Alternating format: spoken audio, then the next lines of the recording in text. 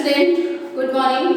Shivaji group of institutions की इस online class में कक्षा 11 के सभी विद्यार्थियों का स्वागत है। बच्चों, आज हम सामान्य हिंदी के अंतर्गत अनेकार्थी शब्दों के बारे में जानेंगे। इन्हें अनेक शब्दों के लिए एक शब्द इस नाम से भी जाना जाता है। तो बच्चों, आपको आज मैं जो कुछ भी समझाऊंगी, पढ़ाऊंगी, उसको आपको अपनी CW लैंग्वेज कॉपी पे करना है। तो कैसे करेंगे? आप अपने पेज के 2 कॉलम बना लेंगे, एक बड़ा बनाएंगे और एक छोटा कॉलम कर लीजिएगा। आप जैसे अनेक शब्द क्या लिखे होंगे? जो जीता ना जा सके, इसके लिए एक शब्द क्या होता है? जो जीता ना जा सके उसे बोलते हैं अजेय। क्या बोलते हैं बच्चों? अजेय।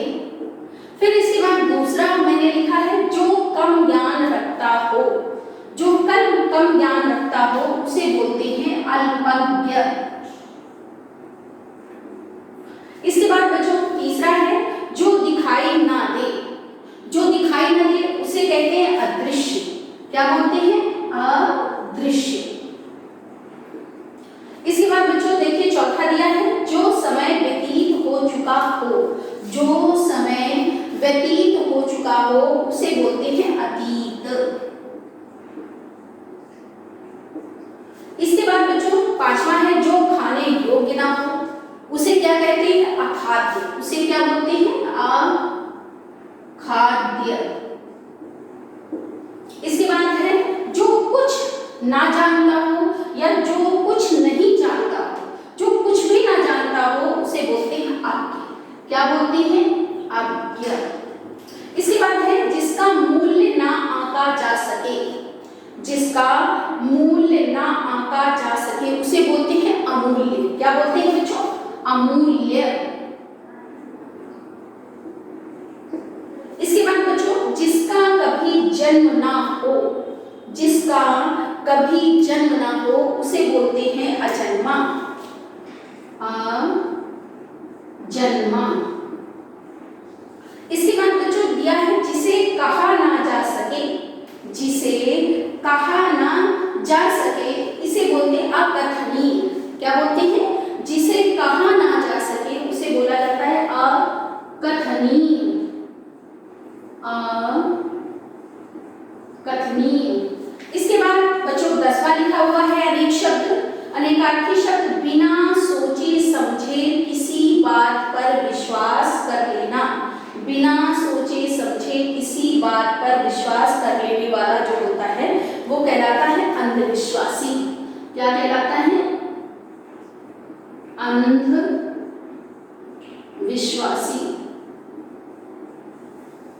इसके बाद बच्चों 11 नंबर पर लिखा हुआ है अनेकार्थी शब्द जिसकी आशा न की गई हो। जिसकी आशा न की गई हो उसे बोलते हैं अप्रत्याशित। क्या बोलते हैं बच्चों? अप्रत्याशित। फिर अगला लिखा हुआ है जिसका कोई शत्रु ना हो। जिसका कोई शत्रु ना हो उसे बोलते हैं अजात शत्रु। अजात शत्रु। इसके बाद बच्चों देखिए क्या दिया हुआ है जिसका वर्णन ना किया जा सके। जिसका वर्णन ना किया जा सके उसे बोलते हैं अवर्णनीय। अवर्णनीय। अवर्णनीय। इसके बाद बच्चों अगला लिखा हुआ है जिसका कोई अंत ना हो। जिसका कोई अंत ना हो उसे बोलते हैं अनंत। क्या बोलते हैं? अनंत। इसके बाद बच्चों अगला है जिसका इलाज ना हो सके। जिसका इलाज ना हो सके उसे बोलते हैं असाध्य। असाध्य। फिर 16 नंबर पे लिखा हुआ है जिसकी कोई उपमा ना दी जा सके। जिसकी कोई उपमा ना दी जा सके उसे बोलते हैं अनुपम। क्या बोलते हैं बच्चों? अनुपम। अनुपम। इसके बाद बच्चों दिया है जिस पर मुकदमा चल रहा हो। जिस पर मुकदमा चल रहा हो उसे बोलते हैं अभियुक्त। क्या बोलते हैं? अभियुक्त।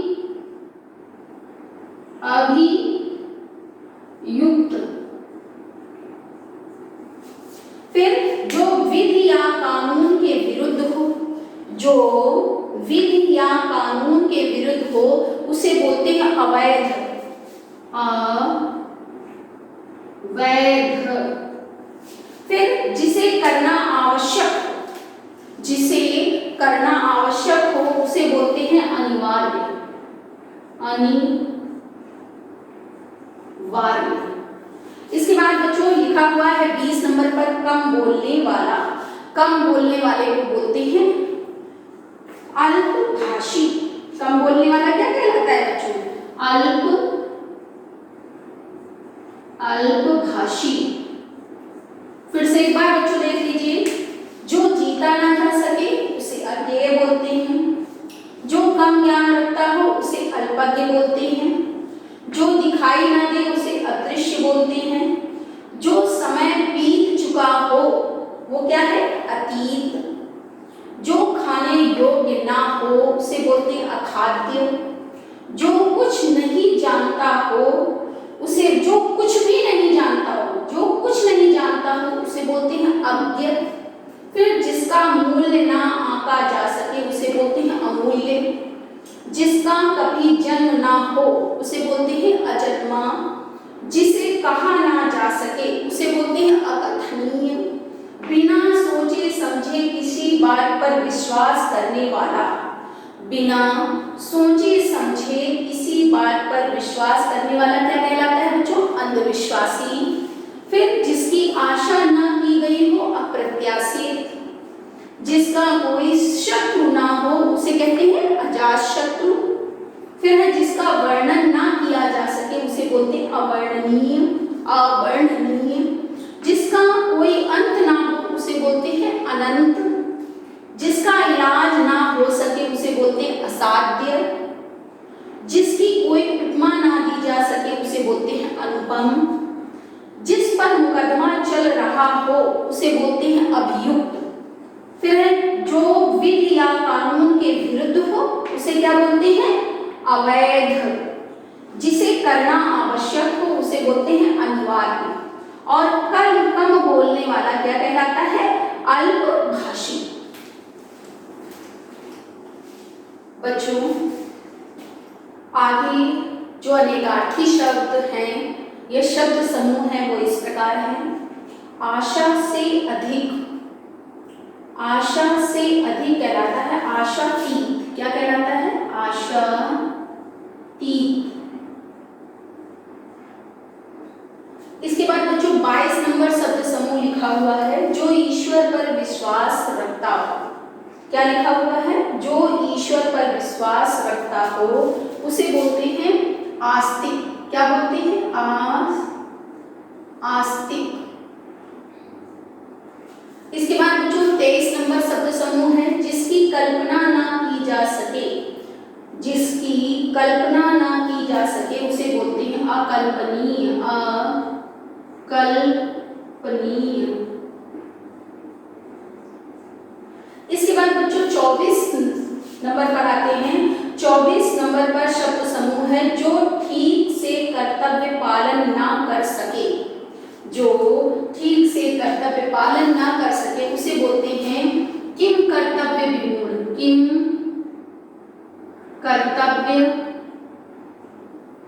किम कर्तव्य विमूढ़। विमूढ़। बच्चों आ रहा है समझ में? जो ठीक से कर्तव्य पालन ना कर सके उसे बोलते हैं किम कर्तव्य विमूढ़। विमूढ़। विमूढ़। इसके बाद बच्चों अगला है, जो किए हुए उपकार को माने। जो किए हुए उपकार को माने उसे बोलते हैं कृतज्ञ। अगला है, जो किए हुए उपकार को ना माने। पहले देखिए जरा सा अंतर है। जो किए हुए उपकार को माने उसे बोलते हैं कृतज्ञ, और जो किए हुए उपकार को ना माने उसे बोलते हैं कृतज्ञ। अगला है बच्चों आकाश को चूमने वाला। आकाश को चूमने वाले को बोलते हैं गगनचुंबी। गगनचुंबी। फिर बच्चों अगला है जानने की तो जानने की इच्छा रखने वाला कहलाता है जिज्ञासु। जिज्ञासु। और जानने की इच्छा अगर आपसे पूछ लिया जाए तो जिज्ञासा। दोनों में थोड़ा सा अंतर है। जानने की इच्छा रखने वाला जिज्ञासु होता है और जानने की इच्छा क्या होती है? जिज्ञासा होती है। इंद्रियों को जीतने वाला, अगला कौन सा है? इंद्रियों को जीतने वाला, इसे बोलते हैं जितेंद्रिय। जितेंद्रिय। फिर है बच्चों जीने की इच्छा। जीने की इच्छा कहलाती है जिजीविषा। क्या कहलाती है? जीविषा। जिजीविषा। फिर बच्चों 31 नंबर है, 31 संख्या है जंगल की आग। जंगल में आग जो लगती है उसको क्या बोलते हैं? तो उसको बोलते हैं दावानल। दावानल या इसे दावाग्नि भी बोलते हैं। क्या बोलते हैं? दावाग्नि। इसके बाद बच्चों दिया है ईश्वर पर जिसका विश्वास न हो। देखो बच्चों यहाँ पर लिखा था जो ईश्वर पर विश्वास रखता हो आस्तिक, और यहाँ क्या लिखा है? ईश्वर पर जिसका विश्वास ना हो उसे बोलते हैं नास्तिक। नास्तिक। ओके बच्चों। फिर है जिसका आकार ना हो। जिसका आकार ना हो उसे बोलते हैं निराकार। निराकार। अगला है जो आंखों के सामने हो। जो आंखों के सामने हो उसके लिए एक शब्द क्या है? प्रत्यक्ष। क्या है? प्रत्यक्ष। फिर जो आंखों के सामने ना हो, क्या लिखा हुआ है? जो आंखों के सामने ना हो उसे बोलते हैं अप्रत्यक्ष। प्रत्यक्ष या इसे बच्चों परोक्ष भी बोलते हैं। इसे क्या बोलते हैं? प्रत्यक्ष या परोक्ष। फिर है दोपहर के पूर्व का समय। दोपहर के पूर्व का समय कहलाता है अपराह्न। अपराह्न। अगला है बच्चों जिसके आर पार देखा जा सके। क्या दिया है शब्द समूह?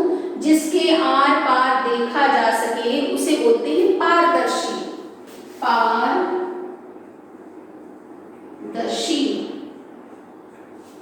फिर बच्चों बहुत कुछ जानने वाला। बहुत कुछ जानने वाला कहलाता है बहुज्ञ। क्या कहलाता है? बहुज्ञ। बहुत कुछ जानने वाला कहलाता है बहुज्ञ। फिर लिखा हुआ है सब कुछ जानने वाला। तो सब कुछ जानने वाला कहलाता है सर्वज्ञ। सर्वज्ञ। फिर बच्चों 40 संख्या लिखी हुई है। 40 नंबर जो शब्द समूह है वो है 10 वर्षों का समय। जानते हो बच्चों 10 वर्षों का समय कहलाता है दशक। क्या कहलाता है? दशक। बच्चों एक बार पुनः देख लीजिए। आशा से अधिक क्या कहलाता है? आशा की। जो ईश्वर पर विश्वास रखता हो, इस सब समूह के लिए एक शब्द क्या है? आस्तिक। फिर है जिसकी कल्पना ना की जा सके उसे बोलते हैं अकल्पनीय। क्या बोलते हैं बच्चों? जिसकी कल्पना ना की जा सके उसे बोलते हैं अकल्पनीय। फिर जो ठीक से कर्तव्य पालन ना कर सके, जो ठीक से कर्तव्य पालन ना कर सके उसे बोलते हैं किम कर्तव्य विमूढ़। किम कर्तव्य विमूढ़। फिर है जो किए हुए उपकार को माने। जो किए हुए उपकार को माने उसे बोलते हैं कृतज्ञ। जो किए हुए उपकार को न माने उसे बोलते हैं कृतज्ञ। आकाश को चूमने वाला। आकाश को चूमने वाला क्या कहलाता है? गगनचुंबी। फिर है जानने की इच्छा रखने वाला। जानने की इच्छा रखने वाला कहलाता है जिज्ञास। इसी तरह का मैंने एक और शब्द समूह आपको बताया था जानने की इच्छा। जानने की इच्छा क्या कहलाती है? जिज्ञासा। इसी तरह अगर आ जाए पीने की इच्छा तो पिपासा, और पीने की इच्छा रखने वाला तो पिपाशु। फिर है इंद्रियों को जीतने वाला। इंद्रियों को जीतने वाला कहलाता है जितेंद्रिय। फिर अगला है जीने की इच्छा। जीने की इच्छा कहलाती है जिजीविषा। इसके बाद बच्चों देखो 31 नंबर है जंगल की आग। जंगल की आग इसको बोलते हैं दावानल या दावानल। फिर बच्चों ईश्वर पर जिसका विश्वास ना हो उसको क्या कहते हैं नास्तिक। फिर जिसका आकार ना हो, जिसका आकार ना हो उसे बोला जाता है निराकार। जो आंखों के सामने हो, जो आंखों के सामने हो उसे बोलते हैं प्रत्यक्ष। जो आंखों के सामने ना हो, जो आंखों के सामने ना हो उसे बोलते हैं अप्रत्यक्ष, या इसे परोक्ष भी कह सकते हो। क्या कह सकते हो? परोक्ष। फिर इसके बाद बच्चों दोपहर से पूर्व का समय, दोपहर से पूर्व का समय कहलाता है अपराह्न। जिसके आर पार देखा जा सके, जिसके आर पार देखा जा सके उसे बोलते हैं बच्चों पारदर्शी। फिर है बहुत कुछ जानने वाला, बहुत कुछ जानने वाला कहलाता है बहुज्ञ। फिर है सब कुछ जानने वाला, सब कुछ जानने वाला कहलाता है सर्वज्ञ। 10 वर्षों का समय, 40 संख्या क्या लिखी है? 10 वर्षों का समय, 10 वर्षों का समय कहलाता है बच्चों दशक। तो आज मैंने आपको 40 जो है वो शब्द युग्म कराए हैं। आपको यह जो है कार्य अपनी CW की कॉपी पे करना है। साथ ही बच्चों परीक्षा की दृष्टि से बहुत ही महत्वपूर्ण है, तो इसे आपको लर्न भी करना है। आज के लिए बच्चों इतना ही पर्याप्त है। Have a nice day. Hello students, good morning, welcome to the online classes. तो स्टूडेंट्स मैंने आपको पिछले वीडियो में एक नया चैप्टर शुरू किया था रिलेशन एंड फंक्शन, संबंध एवं फलन। पिछले वीडियो में मैंने आपको रिलेशन एवं संबंध एवं फलन के अंतर्गत क्रमित युग्म तथा दो समुच्चयों के कार्तीय गुणन के बारे में बताया था। स्टूडेंट्स आपके सिलेबस से इस चैप्टर में 3 समुच्चयों का कार्तीय गुणन हट चुका है, ऑर्डर्ड ट्रिपलेट हट चुका है। तो आपको सिर्फ कार्तीय गुणन पढ़ना है, लेकिन सिर्फ 2 समुच्चयों का पढ़ना है। तो मैंने आपको बताया था कि मैं इस वीडियो में कार्तीय गुणनफल का ग्राफी निरूपण तथा 3 आरेख निरूपण बताऊंगा। पिछले वीडियो में मैंने सिर्फ कार्तीय गुणन बताया था कि 2 समुच्चयों का कार्तीय गुणन कैसे होता है। आज मैं कार्तीय गुणन को ग्राफी रूप में तथा 3 आरेख रूप में कैसे निरूपित करेंगे ये भी बताऊंगा। ग्राफी निरूपण को कैसे बोलते हैं? Graphical representation. और 3 आरेख निरूपण को बोलते हैं एरो डायग्राम रिप्रेजेंटेशन। तो मैं सपोज कर ले रहा हूं 2 सेट, माना A बराबर मैंने ले लिया क्या 1 2 3 और B बराबर स्टूडेंट्स मैंने ले लिया 4 5 6। सपोज करिए मैंने 2 सेट ले लिए A और B। तो A और B सेट ले लिए, तो मैंने कहा A का कार्तीय गुणन करिए B में, मतलब A और B का कार्तीय गुणन करिए। तो A और B के कार्तीय गुणन को क्या बोलेंगे? A cross B। और B और A के कार्तीय गुणन को B क्रॉस A। और इन दोनों के रिजल्ट आपस में बराबर नहीं होते, ये मैं बता चुका हूं। तो जैसे मैंने कहा कि A क्रॉस B को ग्राफीय रूप का ग्राफीय निरूपण तथा 3 आरेख निरूपण कीजिए। कौन कौन सा निरूपण? ग्राफीय निरूपण तथा 3 आरेख निरूपण कीजिए। सवाल पिछले वीडियो वाला ही है, बस मैंने इसमें नई लाइन जोड़ दी कि जो A क्रॉस B है उसका ग्राफीय निरूपण करिए तथा 3 आरेख निरूपण करिए, दोनों निरूपण करिए। तो सबसे पहले स्टूडेंट हम क्या निकालेंगे? सबसे पहले हम निकालेंगे A क्रॉस B। तो A क्रॉस B बराबर A कितना है? A स्टूडेंट से 1 2 3 और क्रॉस B कितना है? 4 5 6। तो मैंने स्टूडेंट्स क्या बताया था कि A और B का कार्तीय गुणन एक नया सेट होता है, और ये जो नया सेट बनता है ये किनसे बनता है? उन सभी क्रमित युग्मों से जिनमें प्रथम घटक A का अवयव होता है तथा द्वितीय घटक B का अवयव होता है। तो मैंने क्या कहा था? आगे से स्टार्ट कीजिए। तो पहला एलिमेंट 1 है, 1 का पेयर एक बार 4 के साथ, तो बनेगा 1, 4, फिर 1 का पेयर 5 के साथ, तो 1, 5, फिर 1 का पेयर 6 के साथ, तो 1, 6। अब 1 के पेयर बन चुके, बचे हुए एलिमेंट्स के साथ अब 2 का पेयर शुरू करेंगे, तो 2 का पेयर 4 के साथ, तो 2, 4 और 2, 5। इसी प्रकार और क्या आएगा 2, 6। अब 3 का पेयर बनाएंगे तो 3, 4, 3, 5 एंड 3, 6। ये बन गया क्या ए और बी का कार्तीय गुणन। लेकिन स्टूडेंट्स ये आ गया ए और बी का कार्तीय गुणन, लेकिन इस गुणन को हमें किस रूप में प्रदर्शित करना है, ग्राफीय रूप में। तो आप लोगों ने पढ़ा होगा कक्षा 9-10 में एक चैप्टर कार्तीय तल, बस इसको ग्राफीय रूप का मतलब ग्राफ में दर्शाना है। तो हम सभी लोग ग्राफ पढ़ चुके हैं। इस क्वेश्चन को मैं साथ ये दे रहा हूँ ये हेडिंग और इसका ग्राफिक रूप बना के दिखा रहा हूँ। मैंने एग्जांपल ले लिया जिससे आपको ग्राफ पहचानने में आसानी होगी। तो अब मैं इसका ग्राफ बनाने जा रहा हूँ। ग्राफ बनाने के लिए मैं आपने पढ़ा होगा एक एक्स अक्ष, एक वाई अक्ष, क्षैतिज रेखा एक्स अक्ष की, ऊर्ध्वाधर रेखा वाई अक्ष की। तो ये एक्स डैश, वाई डैश। अगर आप इसमें एक्स अक्ष ना डालना चाहे तो ना डालें। क्या करना होता है, दो समुच्चयों के कार्तीय गुणनफल को अगर ज्यामितीय रूप में प्रदर्शित करते हैं तो एक क्षैतिज रेखा खींचते हैं, एक लंब रेखा खींचते हैं। वही बात होगी एक्स अक्ष और वाई अक्ष वाला, ज्यामितीय मतलब ग्राफ में प्रदर्शित करना है। अब स्टूडेंट्स ध्यान से देखिए, क्षैतिज रेखा में हम पहले समुच्चय के अवयव को रखते हैं और ऊर्ध्वाधर रेखा में दूसरे समुच्चयों के अवयव को रखते हैं।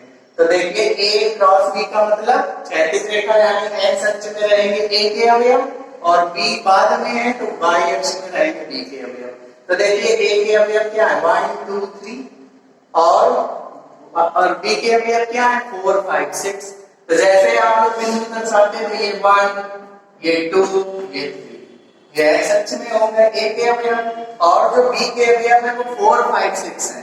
तो 4, 5, 6 डायरेक्ट नहीं दर्शाएंगे, पूरा ले लीजिए 1, 2, जैसे आप लोग बनाते थे ग्राफ किसी चीज का, बिल्कुल वैसे ही बनाना है। 4,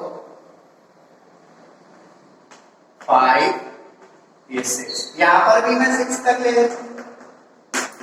6 खाने यहाँ पे ले लिए, 6 खाने यहाँ पे ले लिए। अब इसी के अंदर सब कुछ आ जाएगा, जबकि मुझे एक्स अक्ष में सिर्फ 3 तक की जरूरत है तो मैं 3 तक भी ले लेता तो भी चल जाता, लेकिन इक्वल खाने ले लिए, 6 यहाँ 6 वहाँ। अब देखिए सबसे पहला ऑर्डर किया है 1, 4, ये आपको निकाल के रख लेना है 1, 4।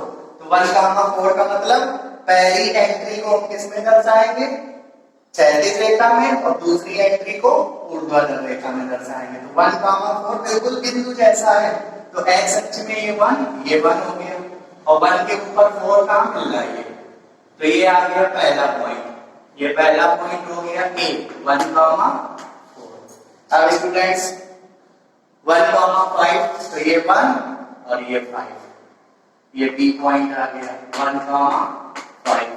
अब स्टूडेंट्स 1, 6, तो 1 तो है और ये 6 ऊपर, ये सी पॉइंट हो गया 1, 6। अब क्या करना है 2, 4, तो 2, 4 का मतलब ये 2 और ये 4 यहाँ पे आएगा सामने, ये डी पॉइंट हो गया 2, 4। आप थोड़ा दूर दूर भी बना सकते हैं। फिर क्या 2, 5, तो ये 2 है एक्स अक्ष में और ये 5, इसी के जस्ट ऊपर मिलेगा बी के सामने, तो ये ई पॉइंट हो गया 2, 5 और 2, 6 बनाएंगे तो ये 2f 2, 6।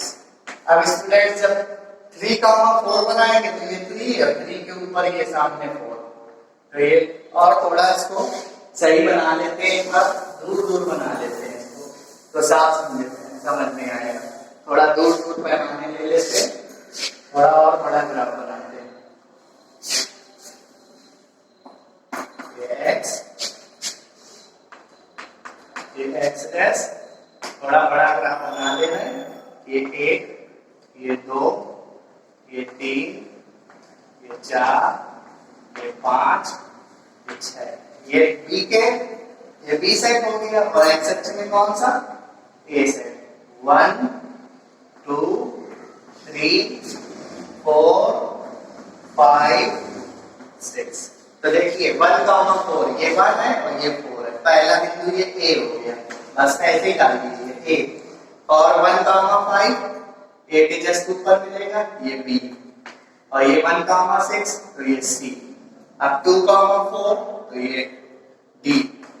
2,5 इसी से देखते जाइए, 2,5 ये 5 ये ई हो गया, 2,6 ये एफ हो गया, और 3,1 3,4 तीन एक्स अक्ष में और 4 वाई अक्ष में, तो 4 ये है। बिल्कुल आपको बिंदु जैसा दर्शाना है जी। 3, 5 एच और 3, 6 आई। ये स्टूडेंट्स बन गए। कितने पॉइंट निकले थे? 1 2 3 4 5 6 7 8 9। तो देखिए 9 पॉइंट हो गए। 1 2 3 4 5 6 7 8 9। चाहे तो निर्देशांक भर दीजिए, 1 4 1 5 1 6 भर सकते हैं। अब क्या करना है हमको? इनको मिला देना है। आप इनको बस मिलाते जाइए, यहाँ पे सब तरफ से बस मिला दीजिए। बस ये इसका क्या बन गया? क्षैतिज रेखा, ग्राफी निरूपण हो गया। ये स्टूडेंट्स इसको आप सब मिला दीजिए, यहां से भी मिला दीजिए, 2 से भी तो बने, ये ऐसे मिल जाएगा, 3 से भी बने, ये बन गया इसका ग्राफी निरूपण। और कौन कौन से पॉइंट आ गए? A B C D E F G H I. मैंने 4 5 6 नहीं लिया है क्योंकि ए साइड में सिर्फ 1 2 3 है, तो 1 से वर्टिकल लाइन खींची, 2 से, और 3 से 4 5 6 से खींचने की जरूरत नहीं है ना स्टूडेंट्स। तो ये हो गया इसका क्या? ग्राफी निरूपण। तो जैसे ए क्रॉस बी का ग्राफी निरूपण करना है तो हम क्या करेंगे? एक ऊर्ध्वाधर रेखा, एक क्षैतिज रेखा। क्षैतिज रेखा में ए के अवयव दिखाएंगे और ऊर्ध्वाधर रेखा के सामने मतलब क्या करेंगे? ए के अवयवों को क्षैतिज रेखा से, बी के अवयवों को ऊर्ध्वाधर रेखा से मिलाएंगे, और दोनों रेखाएं जहां पे काटेंगी वो बिंदु आते जाएंगे। देखिए ये हमारी कौन सी रेखा? ऊर्ध्वाधर, और ये कौन सी? क्षैतिज। कहां पर काटी? ए पॉइंट पे। ए पॉइंट क्या बना? 1,4। तो ये स्टूडेंट्स है 2 सेट के कार्तीय गुणनफल को हम लोग ग्राफीय रूप से कैसे निरूपित करते हैं। अभी मैं इसको एक और बता दे रहा हूँ। तीर आरेख और समझ लीजिए। तीर आरेख तो बहुत ही सिंपल मेथड है। तीर आरेख विधि से कैसे करेंगे? सबसे पहले एक ओवल अंडाकार आकृति ए की बना लेंगे और एक अंडाकार आकृति बी की बना लेंगे। ए में क्या बनेंगे? ए में 1 2 3 1 2 3 और बी में क्या? 4 5 6। तो देखिए आप ऑर्डर पे है। पहला क्या है? 1,4। तो स्टूडेंट्स बताइए ये हम जो तीर आरेख बना रहे हैं वो किसका? ए क्रॉस बी का।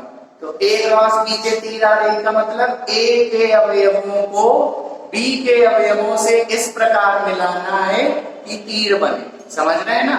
तो ए के एलिमेंट्स को बी के एलिमेंट से इस प्रकार मिलाना है कि तीर का निशान बन जाए, तो वही तीर आरेख हो गया।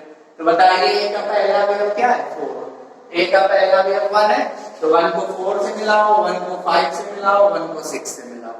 यही तो है। ए के प्रत्येक अवयव को बी के प्रत्येक अवयव से इस प्रकार मिलाएं कि तीर का निशान बन जाए, तो वो सारे अवयव जो बनेंगे वो ए से बी का कार्तीय गुणनफल दर्शाएंगे। किस विधि द्वारा? तीर आरेख विधि द्वारा। तो बताइए सबसे पहले मैं 1 को किससे मिलाऊं? 4 से। फिर 1 को किससे? 5 से। देखिए तीर बन रहा है, ये तीर बन रहा है। फिर 1 को किससे? 6 से।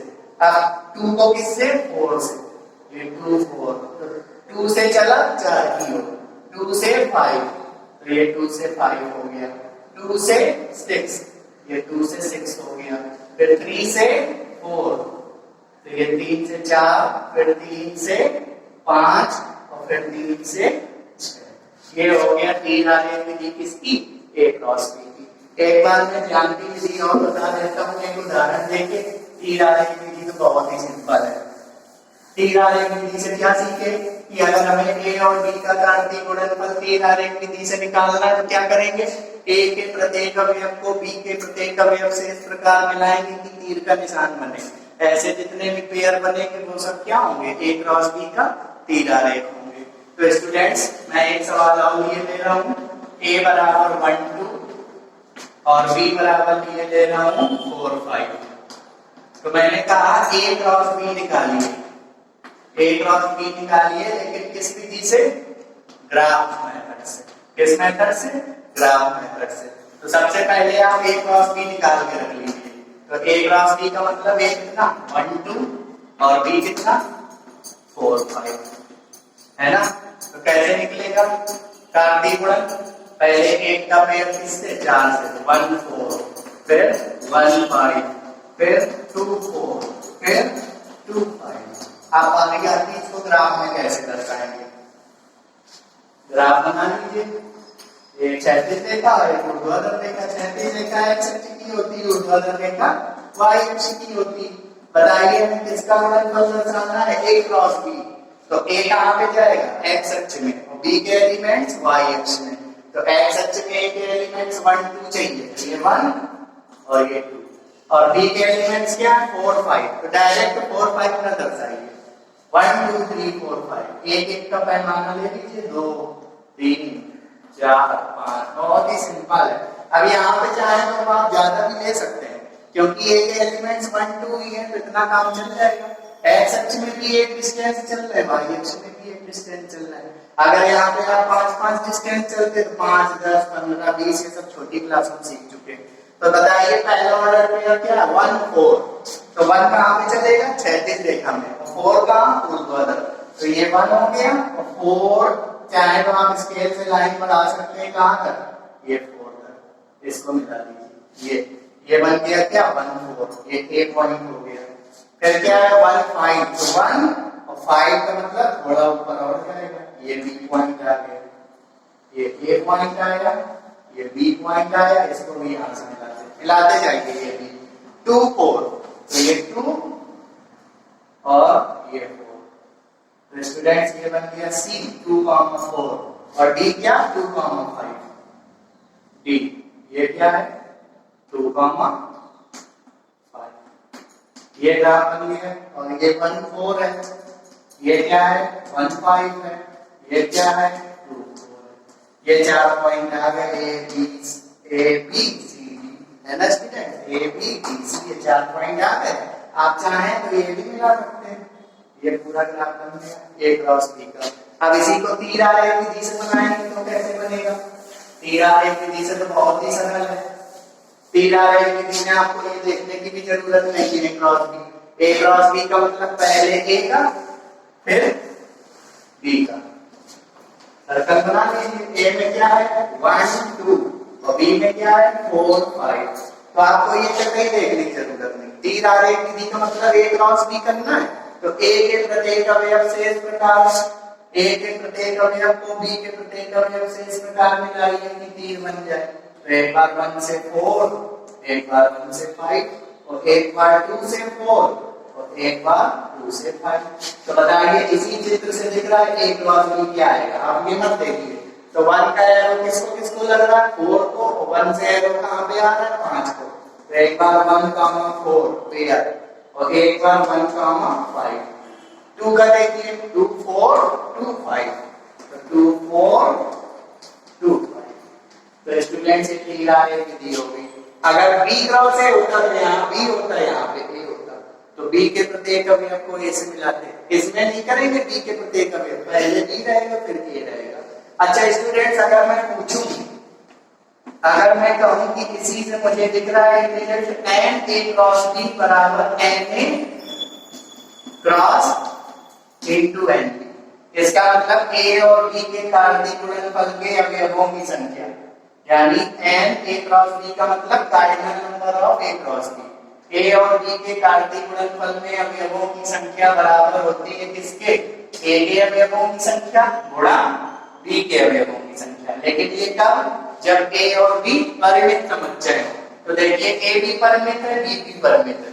तो बताइए इसका na क्या होगा, na का मतलब a की गणन संख्या।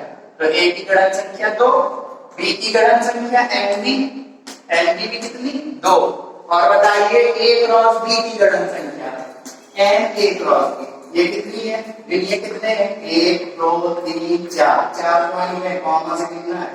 तो ये कितना आ गया 4। तो यहाँ पे रखिए ये कितना 4, ये कितना 2 और ये कितना 2। 4 बराबर 4 यानी LHS बराबर RHS। तो ये पॉइंट आप याद रखना कि अगर a और b दो परिमित समुच्चय हैं, यदि a और b दो परिमित समुच्चय हैं तो a क्रॉस b की गणन संख्या a क्रॉस b की गणन संख्या बराबर a की गणन संख्या गुणा b की गणन संख्या। ये रिजल्ट आ गया स्टूडेंट्स। सो स्टूडेंट्स, मैंने अब एक्सरसाइज 2.1 के कुछ और क्वेश्चन लिए हैं। मैंने पिछले वीडियो में एक्सरसाइज 2.1 शुरू की थी। अब मैं इस वीडियो में 2.1 के कुछ और क्वेश्चन ले रहा हूं और जो क्वेश्चन नहीं लूंगा वो आप ट्राई कर सकते हैं। अभी ये एक्सरसाइज एक वीडियो और चलेगी। तो मैंने एक्सरसाइज 2.1 का दूसरा नंबर लिया है, तीसरे का वैसे 4 सवाल है तो तीसरे का तीसरा पार्ट, चौथा पार्ट लिया है, 5वां सवाल लिया है। तो देखिए दूसरा सवाल क्या है, ए दिया है, बी दिया है, सी दिया है, 3 सेट दिए, आपको निकालना है A cross B union B cross C. तो सबसे पहले आप छोटे ब्रैकेट के मान निकालिए। सबसे पहले आप निकालें ए क्रॉस बी, तो ए क्रॉस बी बराबर ए कितना है 4 5 क्रॉस बी कितना है 6 7। आप कार्तीय गुणन करेंगे, ए क्रॉस बी का मतलब ए और बी का कार्तीय गुणन, तो 4 का पेयर बनाइए 4 6, फिर 4 7, फिर 5 6, फिर 5 7। तो स्टूडेंट्स ये हो गया ए क्रॉस बी। अब क्या निकालेंगे बी क्रॉस सी, तो बी क्रॉस सी का मतलब बी और सी का कार्तीय गुणन। बी कितना है, बी है 6 7 और क्रॉस सी कितना है, सी है स्टूडेंट 7 8।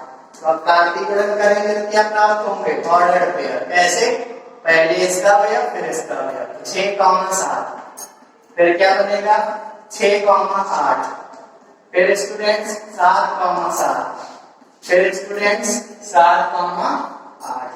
फिर स्टूडेंट्स हो गया बी क्रॉस बी। तो मैंने ए क्रॉस बी निकाल लिया, मैंने बी क्रॉस सी निकाल लिया, दोनों का क्या करना है यूनियन।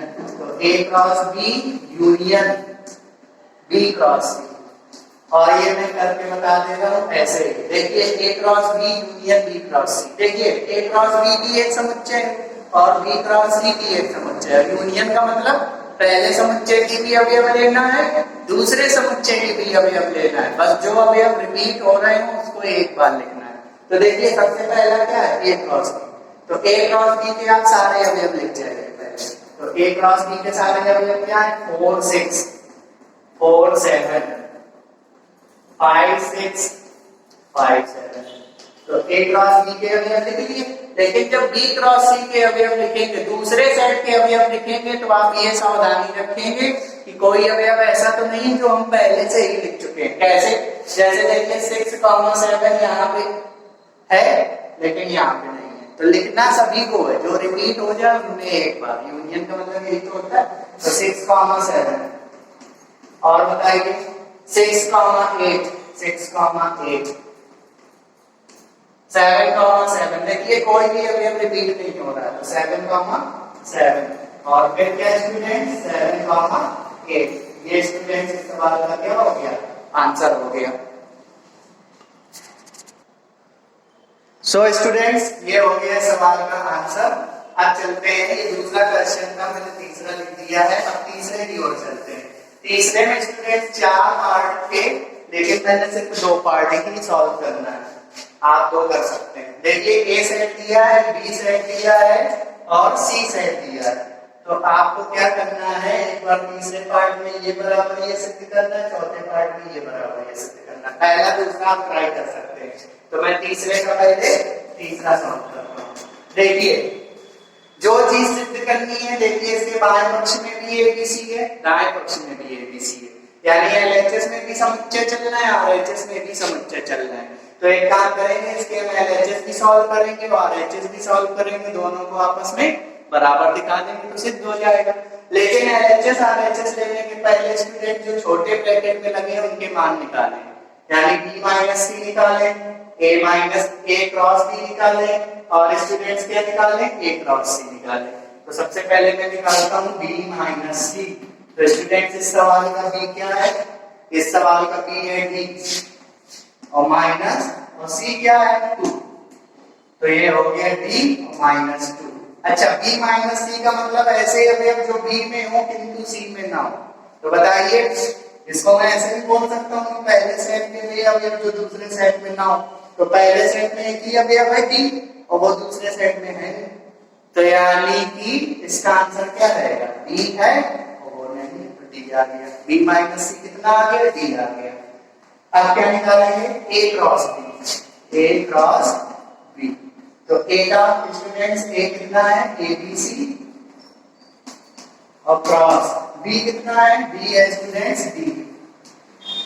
तो ए क्रॉस बी बराबर कार्तीय गुणा करेंगे तो क्या बनेगा, ए बी, ए बी, फिर क्या बनेगा, बी बी, और क्या बनेगा, सी बी। स्टूडेंट्स एक चीज और, अगर आप ए क्रॉस बी निकाल चुके हैं तो बी क्रॉस ए निकालने की जरूरत नहीं है, बस ए क्रॉस बी के अवयवों के क्रम को बदल देना है। जैसे ए क्रॉस बी ये सब आ रहा है तो बी क्रॉस ए क्या होगा, D comma A, D comma B, B comma C, अवयवों को आपस में इंटरचेंज कर देना है तो बी क्रॉस ए आ जाएगा। आंसर अलग रहेगा लेकिन निकालना आसान है। तो ए क्रॉस बी आ गया स्टूडेंट्स। अब क्या निकालें, ए क्रॉस बी। तो स्टूडेंट्स ए सेट क्या है, ए बी सी, और क्रॉस सी सेट क्या है स्टूडेंट्स, इस सवाल का सी सेट है 2, सिंगलटन 2। तो ए क्रॉस सी क्या निकलेगा, ए क्रॉस सी निकलेगा, ऑर्डर पेयर बनाएंगे तो a, 2, b, 2 और c, 2। तो ये स्टूडेंट्स आ गया a क्रॉस सी। अब मुझे थर्ड पार्ट सिद्ध करना है तो LHS बराबर RHS। तो सबसे पहले क्या लिया, LHS। तो LHS क्या है students, a cross b minus c। तो a cross b minus c।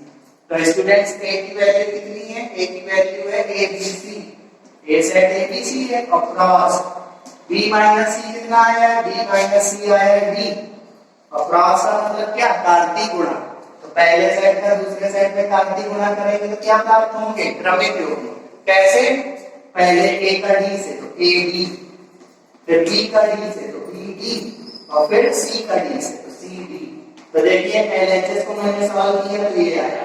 तो RHS सॉल्व करने पर भी यही आना चाहिए, तुम्हारा सवाल सही हो जाएगा। तो अब मैं क्या सॉल्व करूंगा, RHS। तो इसका RHS क्या है स्टूडेंट्स, इसका RHS है a cross b minus a cross c। तो a क्रॉस b है students a b, b d, c d minus a cross c क्या है, a क्रॉस c है a2, b2 और c2।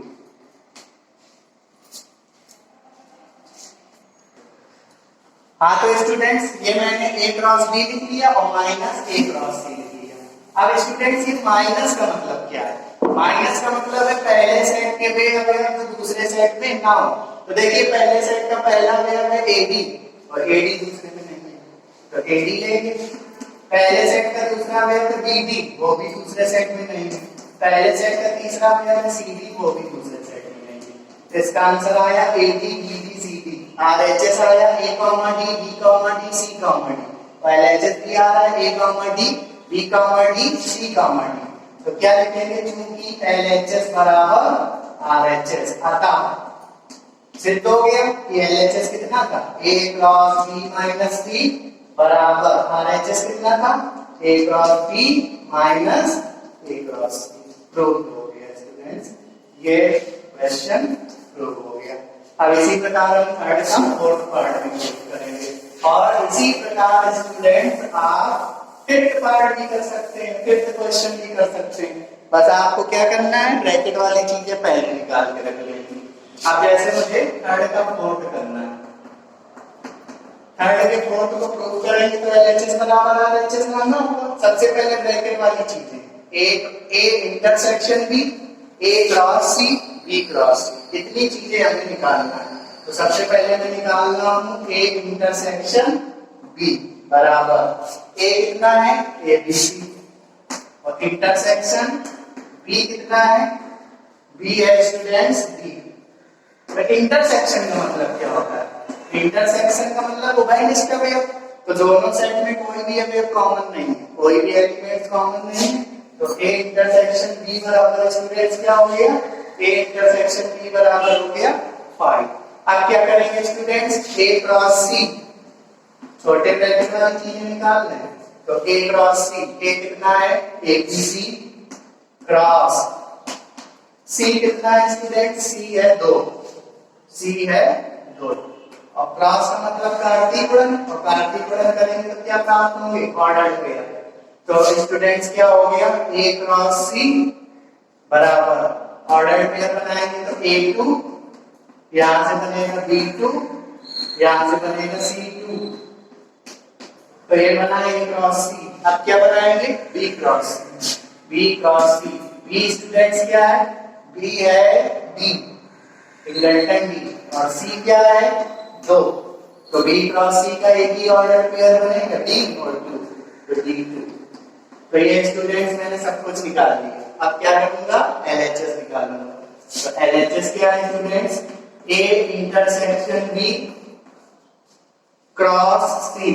तो देखिए A इंटरसेक्शन B क्या है? 5, और क्रॉस C क्या है? C है 2। तो स्टूडेंट्स मैंने आपको पिछले वीडियो में बताया था कि अगर हम A क्रॉस B निकाल रहे हैं और A क्रॉस B में A या B कोई भी 5 हो जाए, मतलब अगर दो समुच्चयों का कार्तीय गुणन करना हो और उन दो समुच्चयों में दोनों में से कोई एक समुच्चय 5 हो या दोनों 5 हो, तो इनका A क्रॉस B क्या हो जाता है? 5। A क्रॉस B बराबर 5 कब होता है? जब या तो A 5 हो या B 5 हो या A और B दोनों ही 5 हो जाए। तो देखिए अगर मैं इसको A बोलूं और इसको B बोलूं तो A क्रॉस B, और A क्रॉस B में A क्या है? 5। तो स्टूडेंट्स अगर एक समुच्चय भी 5 है तो कार्तीय गुणन क्या रहेगा? 5 रहेगा। तो LHS स्टूडेंट्स क्या आया? 5। अब हम क्या निकालेंगे स्टूडेंट्स? RHS निकालेंगे। तो RHS भी मैं यही कर देता हूँ। LHS 5 आया, ये याद रखेंगे। RHS क्या है स्टूडेंट्स इसका? RHS है A cross C intersection B cross C। तो देखिए A क्रॉस C क्या है? ये है स्टूडेंट्स A क्रॉस C, और ये क्या है स्टूडेंट्स? B cross C। तो देखिए A क्रॉस C और B क्रॉस C के बीच में क्या है? इंटरसेक्शन। तो क्या देखिए A क्रॉस C और B क्रॉस C में कोई अवयव घनिष्ठ है? आप ये दो नहीं देखेंगे, आप ये दो नहीं देखेंगे, ऑर्डर्ड पेयर देखेंगे। A क्रॉस C या B क्रॉस C का कोई एक ऑर्डर्ड पेयर ऐसा है जो दोनों जगह है, तो ऐसा कोई भी ऑर्डर्ड पेयर नहीं जो दोनों जगह है, यानी इसका भी इंटरसेक्शन क्या आएगा? 5। तो देखिए इसका LHS भी 5 आ गया और RHS भी कितना आया? 5। तो आप वही लाइन लिखेंगे, क्योंकि LHS बराबर RHS, अतः ये सिद्ध होता है कि इतना बराबर इतना प्रूव्ड हो गया। स्टूडेंट चलते हैं अगले क्वेश्चन में, फिफ्थ क्वेश्चन में। फिफ्थ क्वेश्चन है ABC हमको दिया गया है, तो क्या सिद्ध करना है? हमको सिद्ध करना है C cross B minus A cross B बराबर B क्रॉस B। तो देखिए LHS में भी समुच्चय है, RHS में भी समुच्चय है। तो स्टूडेंट्स हम क्या करेंगे? LHS बराबर RHS दिखाएंगे, लेकिन उसके पहले छोटे ब्रैकेट की मान निकाल लें। तो पहले मैं निकालूं C क्रॉस B, तो C क्रॉस B बराबर C कितना है स्टूडेंट्स? C है 1 2 3 4 5, और क्रॉस B कितना है? B है स्टूडेंट्स 4 5।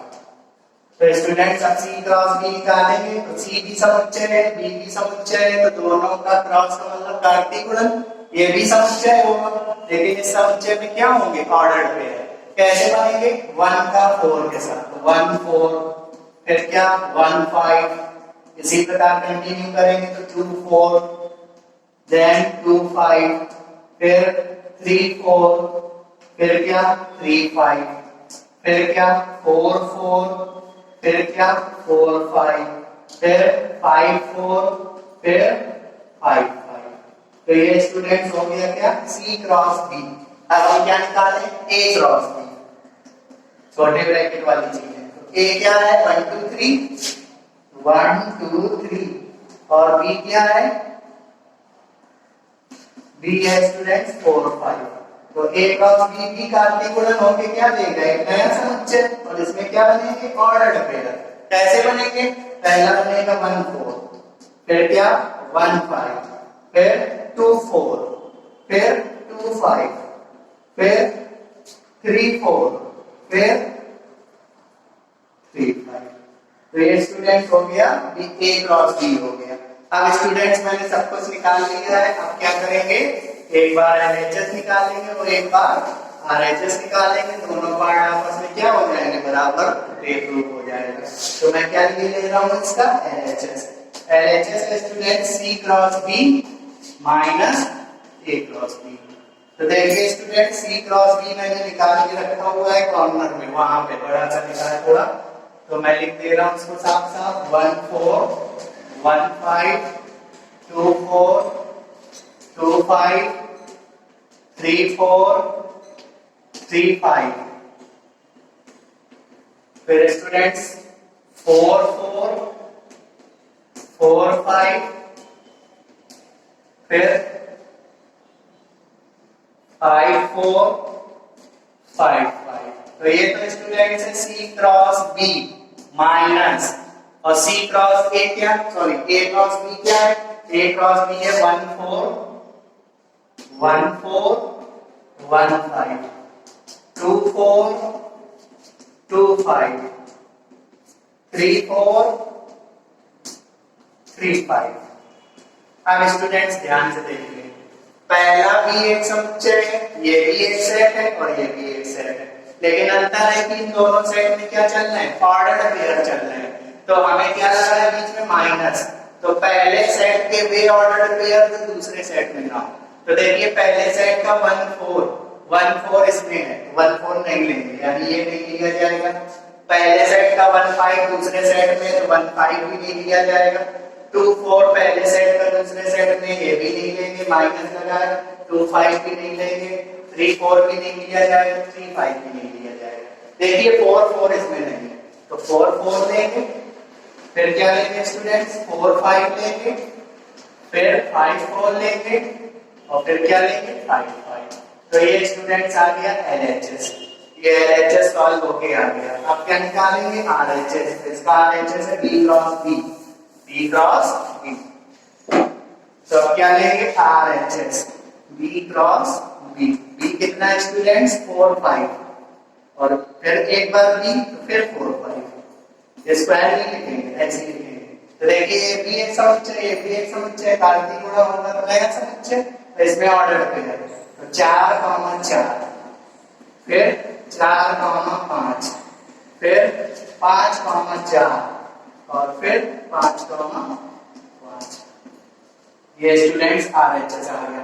देखिए LHS भी सेम है, RHS भी सेम है, तो क्या लिखेंगे, चूंकि LHS बराबर RHS, अतः यह सिद्ध होता है कि, यह सिद्ध होता है कि,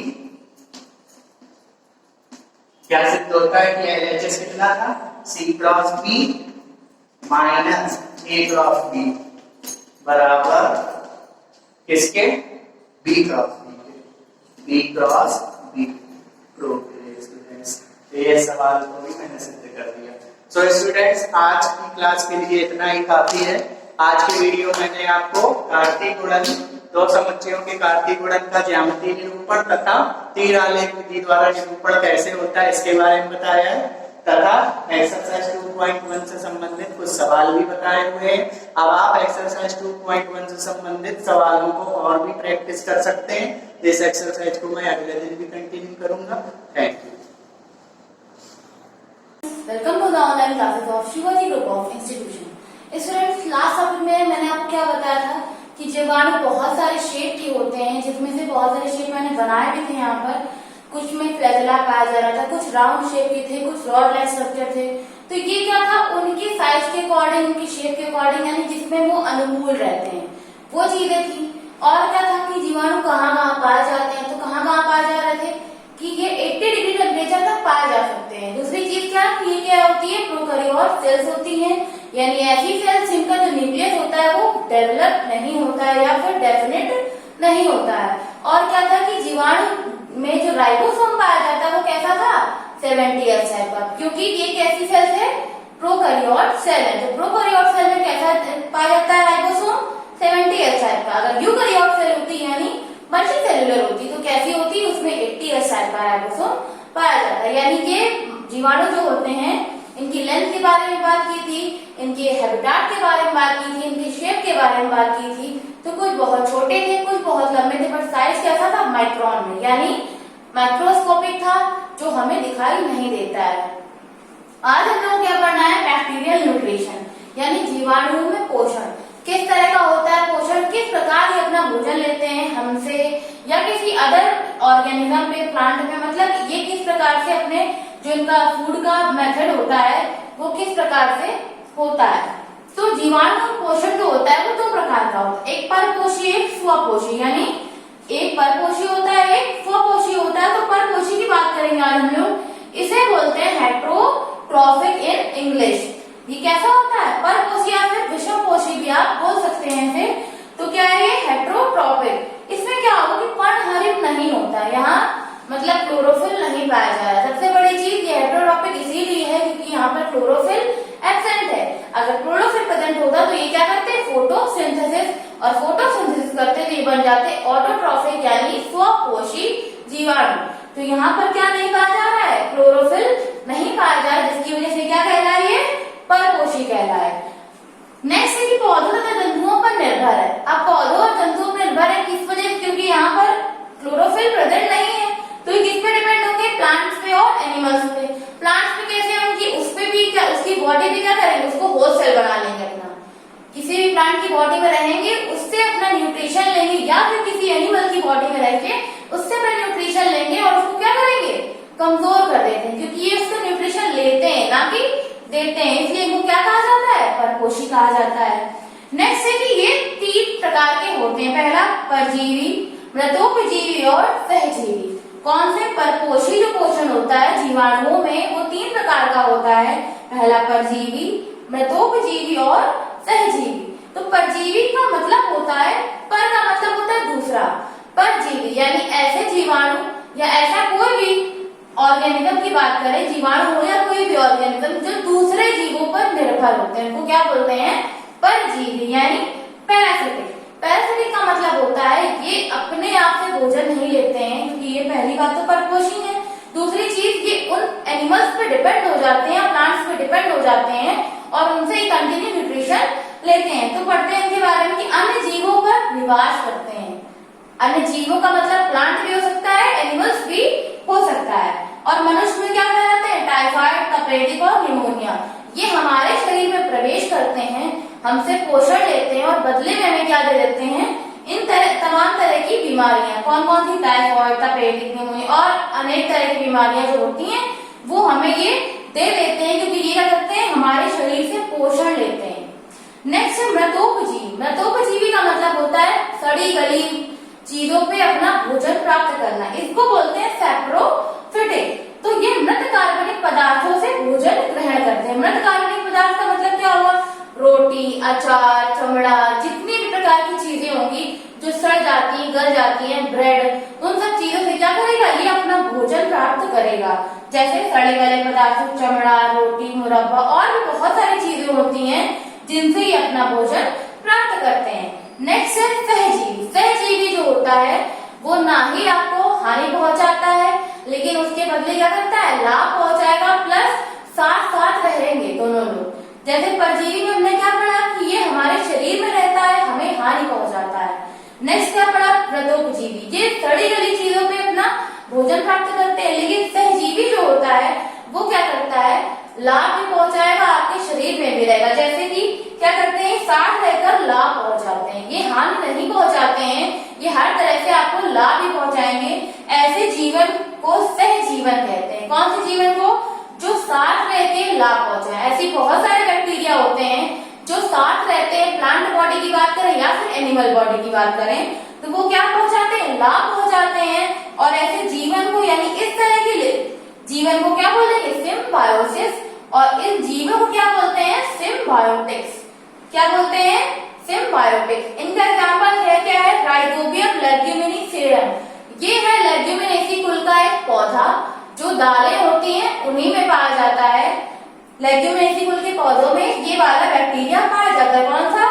राइजोबियम लेग्यूमिनिसेरम। ये बनाता है रूट नोड्यूल्स और करता क्या है कि प्लांट्स में जो भी एटमॉस्फेयर में नाइट्रोजन प्रेजेंट होती है उनका यौगिकीकरण या फिर उनको सिंप्लीफाई कर देता है नाइट्रोजन को, और बदले में क्या मिलता है इसको, प्लांट क्या करते हैं, फोटोसिंथेसिस बना के देते हैं कार्बोहाइड्रेट। तो बदले में प्लांट इसको क्या देंगे, कार्बोहाइड्रेट देते हैं, यानी ये साथ साथ रह के एक दूसरे से लाभ प्राप्त करते हैं, हानि नहीं पहुंचाते हैं। क्या करता है ये, राइजोबियम लेग्यूमिनिफेरम क्या है, बैक्टीरिया है, और ये कहाँ पाया जाता है, प्लांट्स की रूट नोड्यूल्स में पाया जाता है। करता क्या है, नाइट्रोजन को चेंज कर देता है, सिंप्लीफाई कर देता है, सिंपल कॉम्प्लेक्स में तोड़ देता है, और पौधे से बदले में क्या देते हैं, कार्बोहाइड्रेट, जो कि फोटोसिंथेसिस का प्रोडक्ट होता है। अब बात करते हैं जीवाणु पोषण की। जीवाणु पोषण क्या है, ग्राफिकल वे में समझा रही हूँ मैं आपको। परपोषी, स्वपोषी, दो प्रकार के पोषण पाए जाते हैं जीवाणु में, परपोषी, स्वपोषी। परपोषी क्या है, परजीवी, मृतोपजीवी, सहजीवी, यानी पैरासिटिक, सैप्रोफिटिक और सिम्बायोटिक। ये तीन टाइप किसके हैं, परपोषी पोषण के। स्वपोषी की बात करें तो पहला क्या है, प्रकाश संश्लेषी। पहला क्या है, प्रकाश संश्लेषी। प्रकाश संश्लेषी में भी कई कैटेगरीज है। पहला क्या है, बैंगनी लाल जीवाणु, यानी पर्पल रेड बैक्टीरिया। इस कैटेगरी में कौन सा बैक्टीरिया आएगा, बैंगनी लाल जीवाणु और हरे जीवाणु, यानी ग्रीन बैक्टीरिया। नेक्स्ट कैटेगरी, क्योंकि स्वपोषी टू टाइप्स के होते हैं, तो पहला क्या था, फोटोसिंथेटिक यानी प्रकाश संश्लेषी। नेक्स्ट क्या है, रसायन संश्लेषी या फिर कीमोसिंथेटिक। इसकी भी कैटेगरीज है। पहला क्या है, नाइट्रिकारी जीवाणु, नाइट्रिक फाइन बैक्टीरिया। नेक्स्ट है लौह जीवाणु, आयन बैक्टीरिया। नेक्स्ट है हाइड्रोजन जीवाणु, हाइड्रोजन बैक्टीरिया, और गंधक जीवाणु यानी sulphur bacteria. So students, let's divide the topic. Bacterial nutrition क्या होता है, जीवाणुओं में होने वाला पोषण, या फिर हम कह सकते हैं कि जीवाणु किस प्रकार से अपना पोषण प्राप्त करते हैं। तो ये दो प्रकार से अपना भोजन प्राप्त करते हैं, पहला परपोषी, दूसरा स्वपोषी। परपोषी क्या होता है, हेटेरोट्रॉपिक इसको बोलते हैं। इसमें क्या होगा, पर्णहरण नहीं होगा, किसमें, इन जीवाणुओं में जो परपोषी प्रकार का भोजन ग्रहण करते हैं, और पौधों और जंतुओं पर ये करेंगे, निर्भर रहेंगे, क्योंकि ये स्वपोषी नहीं है, यानी अपना भोजन स्वयं नहीं बनाते हैं। ये तीन कैटेगरी में डिवाइड है। पहला परजीवी। परजीवी का मतलब होता है दूसरे जीवों पर निवास करके उनसे भोजन प्राप्त करना और उन्हें हानि पहुंचाना, जैसे मनुष्य में टाइफाइड, तपेदिक, न्यूमोनिया जैसी बीमारियों को फैलाना। नेक्स्ट मृतोपजीवी, यानी मृत कार्बनिक पदार्थों से अपना भोजन प्राप्त करना, उन पर निर्भर रहना, जैसे सड़े गले पदार्थ, चमड़ा, रोटी, मुरब्बा इत्यादि। नेक्स्ट है सहजीवी यानी सिम्बायोसिस। सिम्बायोटिक क्या बोलेंगे कि साथ रहकर ये लाभ पहुंचाते हैं, यानी हानि नहीं पहुंचाते, ना ही जीवाणु पौधों को, ना ही पौधे जीवाणुओं को। तो राइजोबियम लेग्यूमिनिफेरम एक बैक्टीरिया होता है जो लेग्यूमिनेसी कुल के पौधों में पाया जाता है, जो जिनमें की लेग्यूमिनेसी फैमिली में दालें वगैरह आती हैं, उनमें पाया जाता है। और करता क्या है, ये रूट नोड्यूल्स में प्रेजेंट होकर वहां पर उसकी नाइट्रोजन को, यानी एटमॉस्फेयर जो भी नाइट्रोजन पाई जाएगी उसको फिक्सेट करेगा, यानी सिंप्लीफाई करेगा, और प्लांट्स को क्या दे देते हैं, कार्बोहाइड्रेट, जो कि प्रकाश संश्लेषण के दौरान बनती है। जीवाणु पोषण की बात करें तो टू कैटेगरीज में डिवाइड होता है, परपोषी और स्वपोषी, जिसमें से परपोषी जो होता है थ्री कैटेगरीज में डिवाइड होता है, परजीवी, मृतोपजीवी और सहजीवी। और स्वपोषी टू कैटेगरीज में डिवाइड होता है। फर्स्ट इज प्रकाश संश्लेषी यानी फोटोसिंथेटिक, जिसमें से टू कैटेगरीज है, बैंगनी लाल जीवाणु, purple red bacteria, next green bacteria. And next is रसायन संश्लेषी या फिर कीमोसिंथेटिक, इसमें फोर कैटेगरीज होती हैं, nitrifying bacteria, iron bacteria, hydrogen bacteria and sulphur bacteria. So students, that's all for today. Thank you.